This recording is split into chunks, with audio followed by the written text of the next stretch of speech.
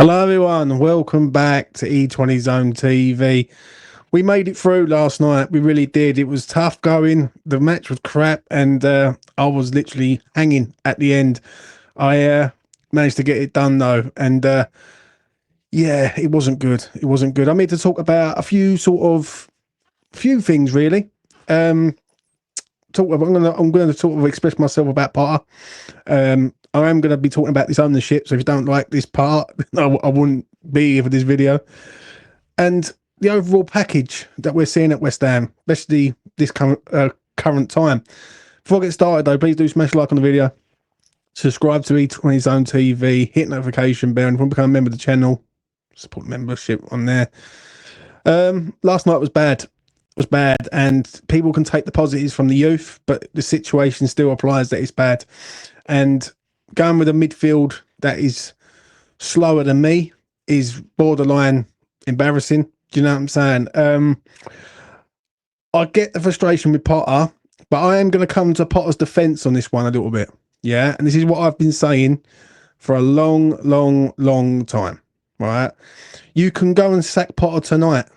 Sullivan's always going to be in control of who comes to this club. Now, listen, Potter fucked it up yesterday, in my opinion. And listen, everyone's got every right to call him out. But on this, I think it's way deeper.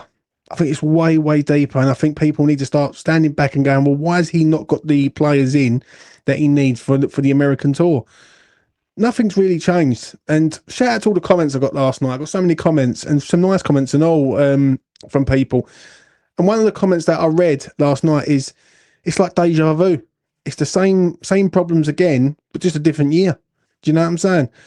The spine of the side is the problem, and we haven't really addressed the spine of the side. The defence is the same as it was sort of over the last 2 years, where you got Todibo and you got Kilman in there, and now you got fucking Nafaguerd in there, right? None of them are of value, and you know what? £100 million for them 3 players is borderline a criminal offence.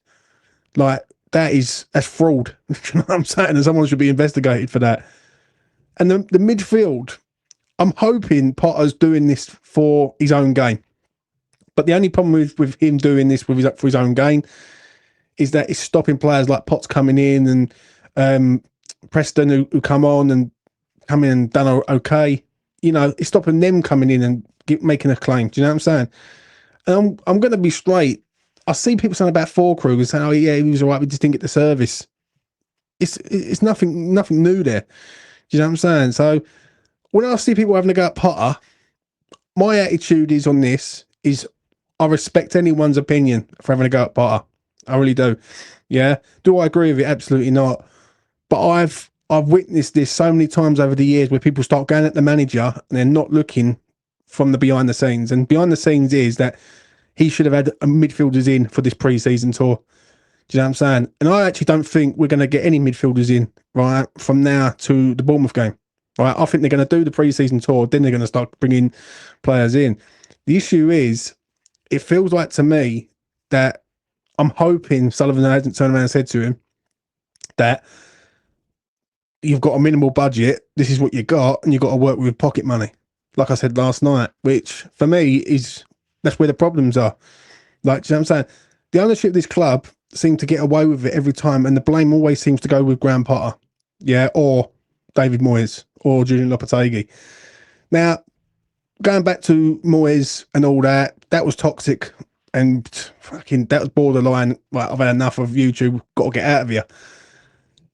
Julian Lopetegui, I think we all agree, was so bad that he had to go in the end because it was going nowhere. But the Graham Potter thing, last season when I witnessed it, it wasn't working, right? And I wasn't impressed with what he was doing with the current players he's got.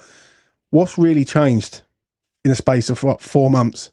Nothing's really changed, if I'm being honest. And the same players are still here, and West Ham are struggling to get rid of them players right now.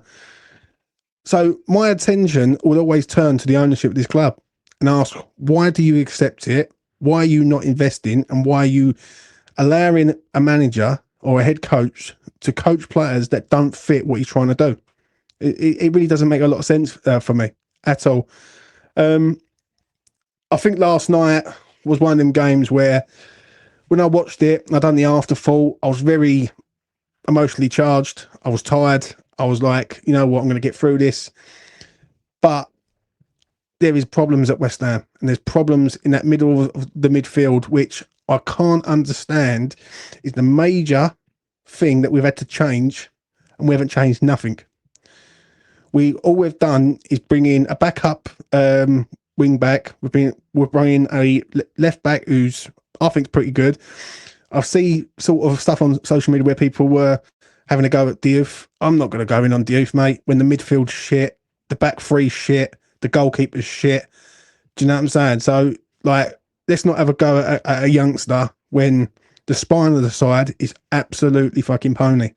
So, you know, for me, when I look at this, I don't like it when I keep hearing like Potter's no good, Potter's this, Potter's that, right? And I understand people have got their opinions on this, but it's the same cycle.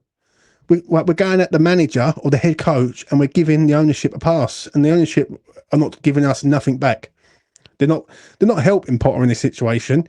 They're basically asking him to go out and do what he can with youngsters. Now, I thought Freddie was good last night.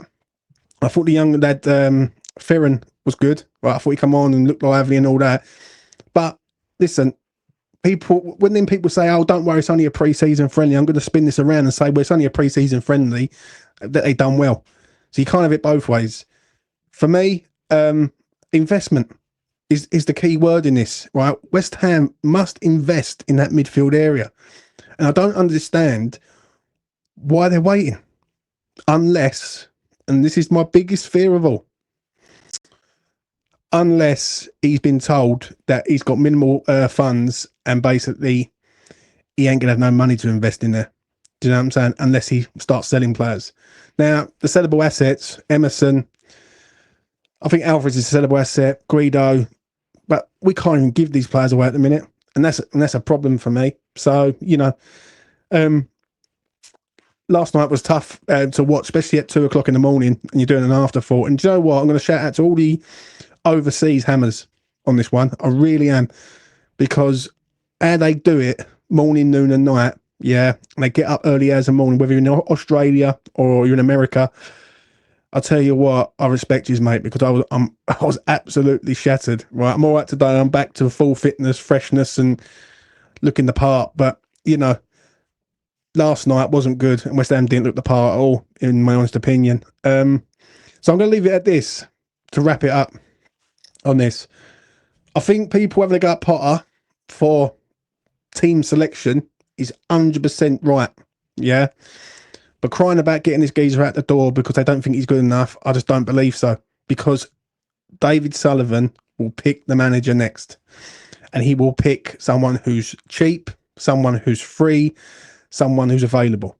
Do you know what I'm saying? That's what he will do, right? And he won't do it any other way. So you've either got a choice. And I'm going to say this, right? You either get rid of Potter, but you're going to be served up someone like a Sean Dyche, Cooper, or Rafa Benitez, or you back Potter and you start putting pressure on the ownership to help the man invest. Do you know what I mean? Because I think the man needs help, and he's working to try and basically get players to learn on the job, which I think's utterly unfair. Do you know what I'm saying? There's no way we should be starting a midfield three of Guido, James Ward-Prowse, and Souček unless there's a reason behind it, right? And I think he's trying to put these in the shop window, say, "Oh, look at these players," sort of thing. Do I agree with it when you're stopping people like Potts coming in and other youngsters like Callum Marshall and whoever? I do disagree with that, Graham. But on this one, I am going to back him on this one, because I know what the owner's going to do as soon as if Potter was to go out the door, and that's my biggest fear at the end of the day. It really is. Let me know what you think in the comment section below. Let me know if you agree or disagree with what I've said. That is me done now for the weekend. I'm going to allow everyone else to go and do their stuff on YouTube. Last night was tough, I must admit. I went out, had a few beers. I come back and people said, "Oh, he's going to fall asleep." I was like, "No, I'm committed to this club, mate. 100% committed."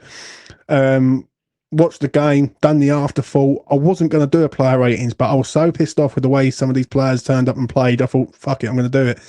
And I literally went to bed last night about 4:10, I think it was. I was literally waiting for the video to be given the all clear so I can sort of make it public.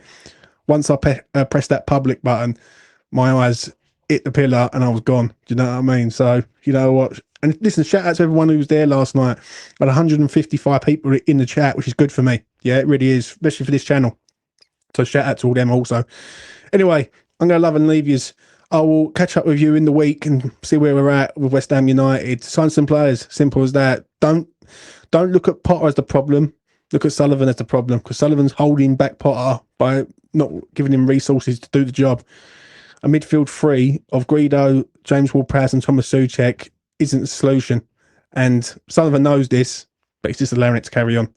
Anyway, that's enough from me. Take care of yourself. Peace.